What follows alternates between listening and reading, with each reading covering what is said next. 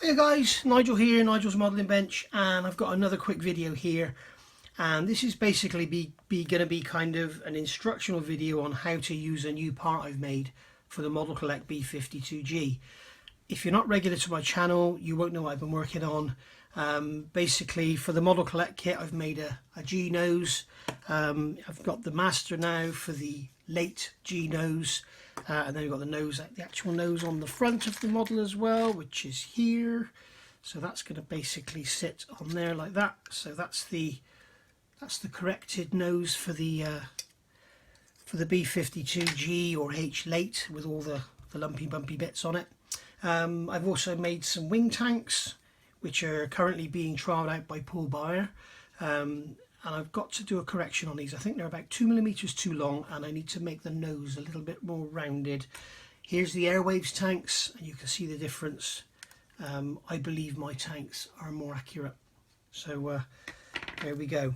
In fact, when I made these, all I had to work from was photographs. I basically used these photographs in this book, like the ones you see here, where they've got where the flaps are. They've got a vertical picture taken from the ground looking straight up, and that was basically what I used to get the length of my tanks correct.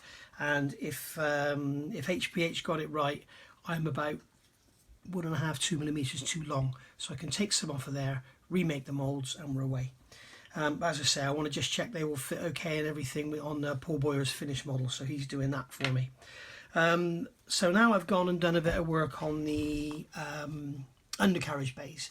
If you look back at one of my original videos on buffing up on the buff, I did comparisons of this kit, the Modelcollect, the AMT Artillery, and the Revell kit. And one of the errors I found with this kit was the undercarriage bays.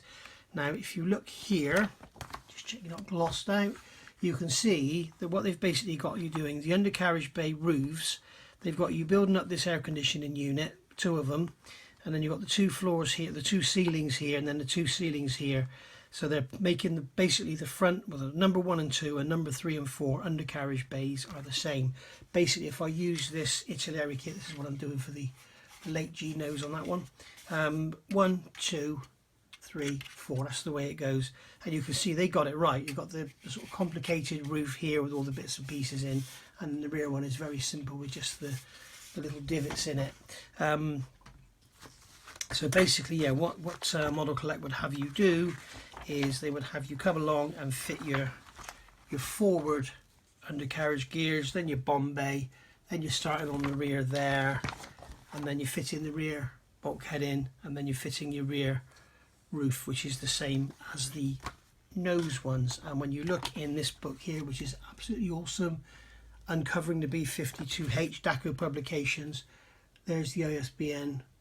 This, if you're into B-52s, G's, this is, or H's should I say, this is a must-have, this book. So basically you got all the detail in there. You can see in the 1 and 2 forward bays, you've got the air conditioning, you've got the hot potato, there's all sorts of bits and pieces and plumbing, and you've got the ribbed roof section, all sorts of pipe work, and then you've got all these boxes with cooling pipes going through them, electronic boxes for all your this is for the power distribution boxes for cruise missiles, and they're all the power boxes for generators 3, 5 and 7 are also located in the forward wheel well. So there's a lot up in there, but when you actually come to the rear, you can see it's a lot more simple. There's the rear bulkhead on the the forward bulkhead on the rear wheel bay, or 3 and 4 should I say, and then you've got there's the actual roof itself. You can see it's just very, very plain and simple with that divot in it. Again, nothing much going on in the rear at all in comparison. So Modelcollect got it wrong basically, and basically this is what you've got.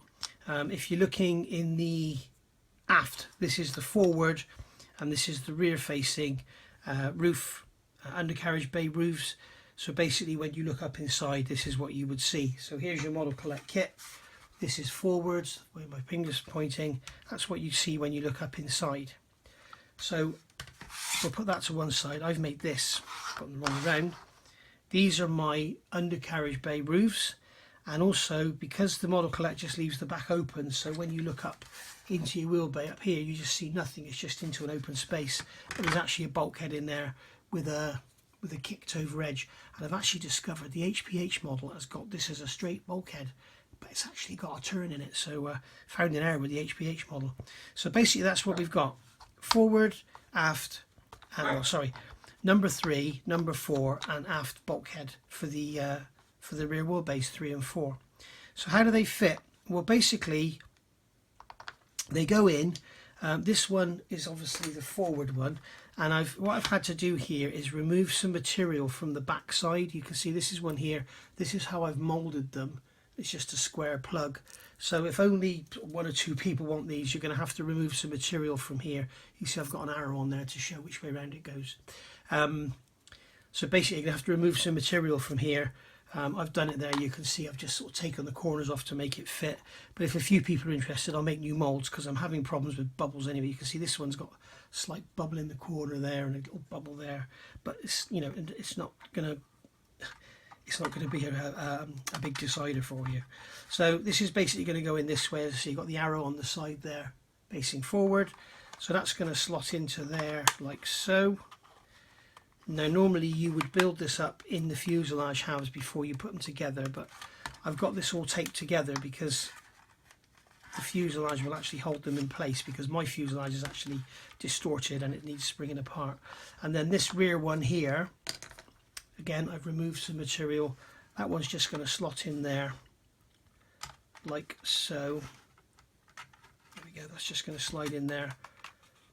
And we can see down in there, if we look, we've got the groove in the sidewall in there, and that's where that bulkhead's going to go, where the undercarriage legs are going to sit. So that's all good.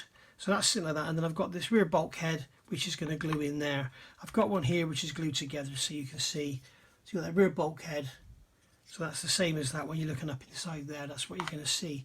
So rather than having a vast open space and just nothingness, once you've got your fuselage all closed up, you'll see you've got a rear bulkhead. Now, as I say, I've kept the details simple to keep it in line with the rest of the kit. If I started adding loads of pipework and stuff, you know, and it wouldn't be in line. So what I've done is I've made it kind of chunky almost. This is quite chunky as to what it should be. This panel here probably should be a lot more flatter than that. But I've kind of made it chunky so it stays with the chunkiness like this, the chunkiness of the kit. Chunky being a good word. So there we go, guys. So that is basically what I've been working on the last couple of days. So if you would be interested in these, the other thing I wanted to say, this area here is quite messy. That's because I'm getting bubbles. You can see here I've got bubbles trapped in the mould. So what I've done is I've cut this part of the mould away to allow the air bubbles to escape, and then this has got to be cut off anyway. You can see once you get yours, you cut this block off anyway with a razor saw. So it's better to have an extra bit of plastic to cut through than bubbles. So let me know if you're interested, guys. If you want to see the nose being fitted, as I say, you go over to ARC, and Steve's done a feature on there on how he's fitted it. And I'm going to be doing an instructional video. And basically the other thing I've done with these noses, I've made them in such a way that even if you've got this original G nose, which is the original nose that came with this kit, which is a disaster, then you can still use this front fuselage to make any version you want, so early or late, G or H. So you don't have to waste your good nose if you don't want to. So there we go. Thanks for watching, guys. I'll see you all soon. Bye for now.